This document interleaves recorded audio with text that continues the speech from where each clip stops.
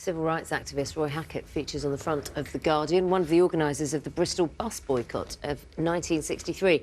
His death at the age of 93 was announced yesterday. I'm going to pick up on the death of Roy Hackett just because it was announced yesterday, and I think if you're not familiar with him, it's really worth kind of knowing what he did. He launched this campaign in 1963. It lasted 4 months. And it basically mobilised people across the city to stop using Bristol Omnibus Company buses because the buses refused to hire black and Asian people.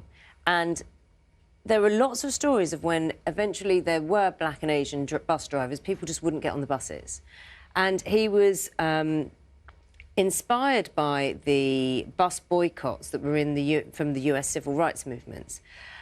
So these protests that happened forced the company to change its policies, but also paved the way when it came to passing the Race Relations Act of 1965 and 1968. So bear in mind, this boycott was in 1963, and the picture there, the picture you're seeing there, is a big mural, and he's a massive figure in the city of Bristol.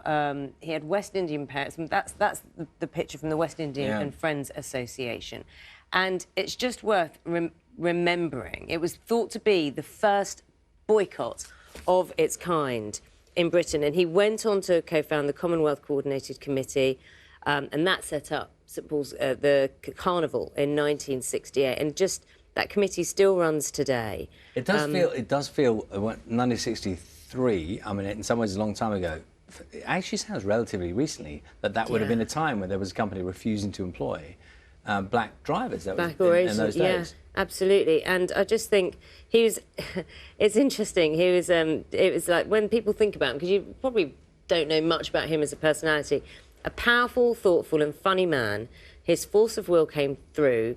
Even when I spoke to him in the 90s, this is someone paying tribute to him. This is a professor of Black Studies at Birmingham City University. But also said a funny man as well, just a big personality who made a massive difference in this country. So it's worth remembering. 93, it's a great age as well.